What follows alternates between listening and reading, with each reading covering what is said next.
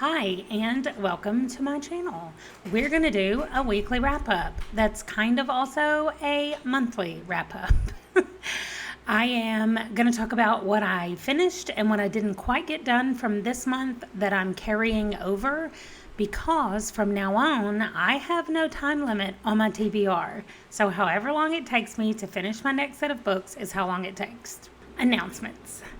I have a couple of buddy reads that are coming up in the next few weeks that I'm really excited about, but one specifically that's happening this week that I'll talk about, and then I'll really talk about it next week after we've done it. But I'm doing a buddy read with Heather from Soggy Expat Book Nerd, and we're reading The Night of the Mannequins. I don't have the book in front of me, but I think that's what it's called. It's by Stephen Graham Jones, and it's really just a short story.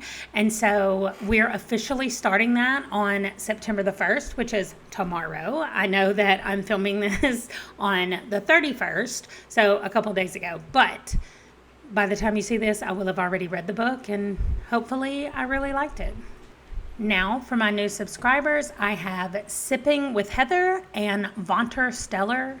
Thank you so much for subscribing. I wouldn't have anybody to talk to if it weren't for subscribers. And also, I said this at the very beginning, but I should say it every week just in case I have new people watching. I decided to say thank you individually to subscribers because I saw it on Kate's channel from the Literary Apothecary. And I just like the way she did it. I like the way she does it.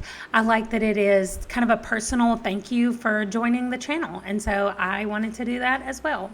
Now, the books that I finished. For fantasy books, I finished 3. I have Eartha by Kathy Malkasian. That is my graphic novel, and it was the last one that I had finished, the last one that I had to read from my library that I checked out for the graphic novels in the NPR challenge that I was doing. That was the last one that I had picked to read for my last TBR. I have new ones on this current TBR. I also finished, first of all, Eartha. What did I think about it?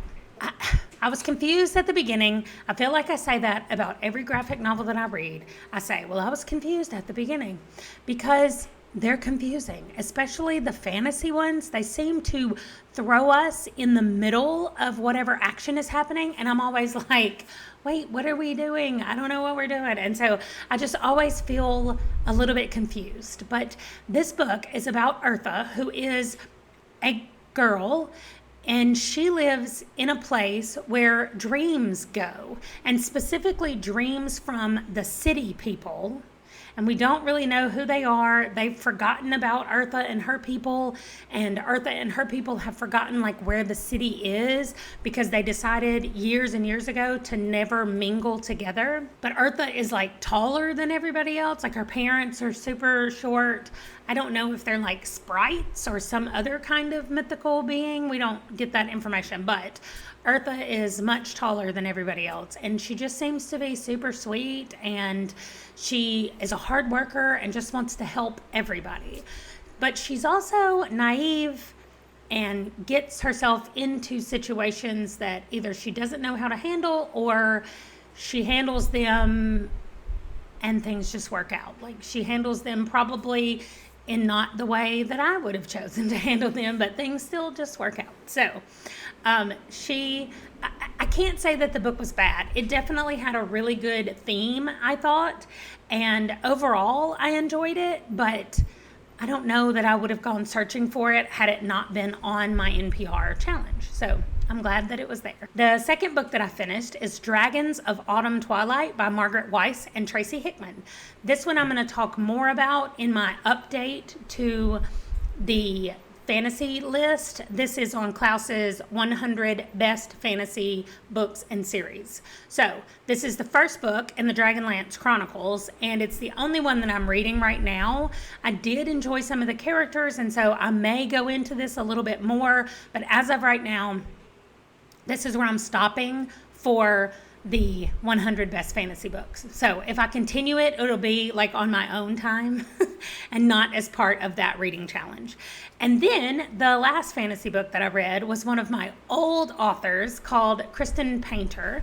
And this book is Sucker Punch. It is book 3 in the, I forget what the name of the series is called. You can see it. It's written on this book. But the First Fangs Club, I think is what it's called. Anyway, in book 1, our main character, whose name is Donna, her name is technically Belladonna, Belladonna Barone. Anyway, she is trying to escape from a marriage to the mob. So she's married to a man who's in the mob, and she's trying to figure out a way to escape from that marriage. So lots of things happen. She happens to be somewhere that she shouldn't be one night, and she gets turned into a vampire. So this all happens at the very beginning of the first book.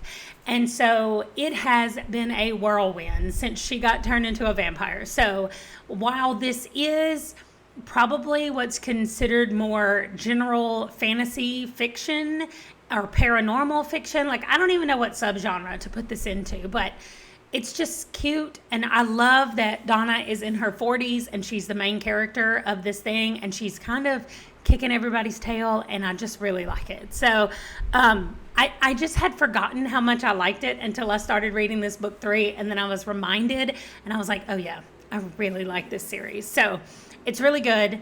I highly recommend it. For anybody who likes paranormal stuff without all the romance, like this to me feels like a paranormal romance without romance. So anyway, it's really good.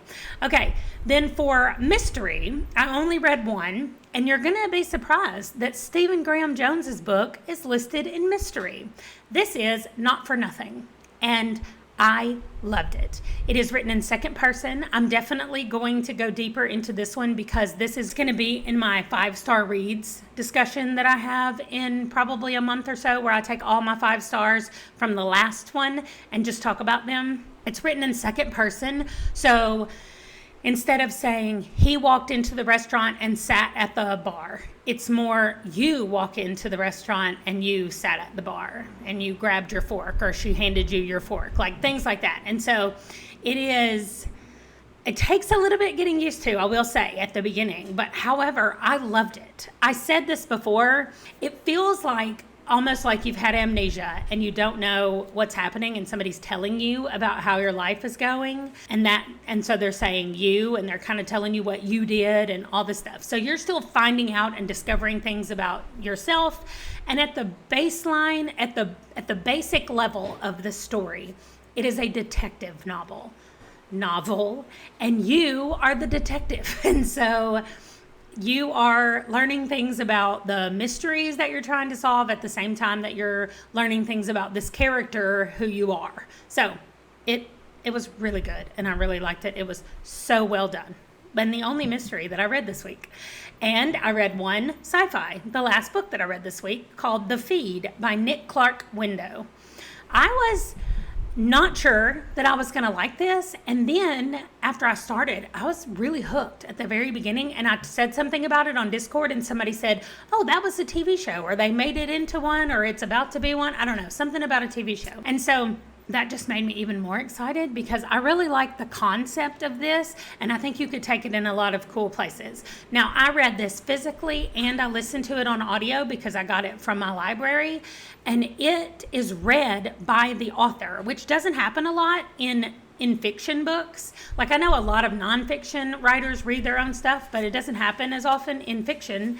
But he did a great job. It's actually 2 narrators, a male and female, because sometimes we have the male perspective and sometimes we have the female. So it goes back and forth. But I just thought that he did a great job narrating. So this book starts with everybody connected to the feed. So like a huge worldwide internet kind of thing, but even more immersive. Like you're constantly connected to it, to the point where when you go to a restaurant, you don't even speak to the waiters. You don't speak to the person that you're eating with. It's all done through virtual speaking. Like you just think something that you want to say and you say it to the person. And so like the waiter at the beginning, they're trying to like be in the moment. I can't remember what they call it. Oh, they want to go slow. And so they're disconnected and they're talking to each other, and they talk to the waiter and he just looks at them like, what are you doing? So anyway, everybody's connected to the feed. Something happens and the feed shuts down. So this is 6 years later, and we're kind of following what happens with this man and his wife. They're the ones that we meet at the beginning, and they're the ones that we kind of follow through this whole process and see what happens. So I'm not going to say anything other than that. That happens at the very beginning. and it was really good. I really enjoyed it. For what I'm reading right now, these are books that I'm going to carry over into September because there's no due date on them, and I do not care if I finish them or not.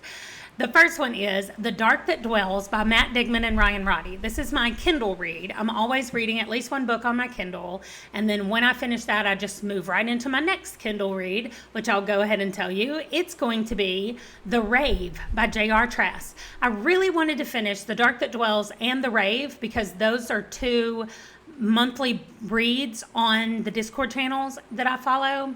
So I really wanted to finish those in August just because they're going to have discussions about them coming up soon, and I wanted to be involved in those discussions, but that might not happen. It just depends. I am also reading Where the Forest Meets the Stars by Glendy Vandera. This is my in real life book club book pick. So that one, we just kind of read it. I'm probably the fastest reader in the book club, and so we read it at the pace of the slowest reader, which is fine with me. Like, I'll get an update that says I finished 2 chapters, and then I'll just read those 2 chapters. And so I just can fit those in easier than the other readers. So we just kind of follow whatever the slowest reader can do, and that's how we read those books. So we're just slowly making our way through that. I'm also buddy reading The Talisman by Stephen King. That's my Dark Tower extended reading list book for August. That was my read, and I'm reading that, buddy reading that with Andrew from Get Right On In, and I'm kind of going at his speed for that. He is moving into a new apartment, and he has started a new job, I think like multiple jobs, so he's really busy, we'll just say that. And so I am going at his speed, although he's reading it a lot faster than I expected him to. So it shouldn't take us too much longer to finish it. This is the only one that I have in person, and this is how far we are. So it looks like we have a lot to go, but I don't really think that it's that much. I mean, it's a big book in general, but I don't think it'll take us that long. And then on audio, I am reading A Warm Heart in Winter by J.R. Ward. And if you have been around my channel for a long time, you probably know this, but maybe not. I don't know that I've talked about it a lot, but what got me into reading as an adult were reading J.R. Ward's books. And specifically the Black Dagger Brotherhood. That's really all she had out at the time when I started. And so I feel like these people are my family, and I have gone so far with them through the years and all the reading. They're the only books that I have reread like multiple times just to remind myself how much I loved it. And so it's been a long time since I've read one of her books. I try not to be completely caught up because then I don't have that anticipation of like, there's not any more books. There's not any more books. I don't have that like panic feeling. And so I'm always 1 or 2 books behind, and I really try to savor them and take like longer than I usually do to read other books to read these books. And especially this one. This is one of those Christmas books, which if you've ever followed a series for a long time, they'll do this periodically where they'll just put out a shorter book, which it's still not that short, but they'll put out a shorter book that's just about a holiday where everybody kind of comes together and you get all your old characters and all your old favorite people together. And so that's kind of what this is. And I really like it, although devastating things have happened. So anyway, it's just nice to be back in Caldwell, New York with all my people. Okay, and that is my book that I'm reading on audio. So when I finish that one, I'm going to be reading Night of the Mannequins by Stephen Graham Jones. And I already said that earlier, but I'm actually starting it tomorrow. In addition to the J.R. Ward book, if I don't finish it tonight, I am just going to start the other one anyway because it's only going to take a few hours to read. And I want to read it the same time Heather is. So that's what I'm going to do for that one. So that is it. That's what I'm reading. That's what's coming up this week. And there are a few that I mentioned last week that I didn't get to this week. And I'm not putting pressure on myself anymore to like do that and figure out how many I might read by next week. So you'll just have to check in next week and find out if I got to the rave and what I thought of Night of the Mannequins, and then what is my next audio read, because I'm not sure what the next one on audio is going to be. So that's it. And I will see you guys probably in a couple of days, but at least next week with my next weekly wrap up. Bye, guys.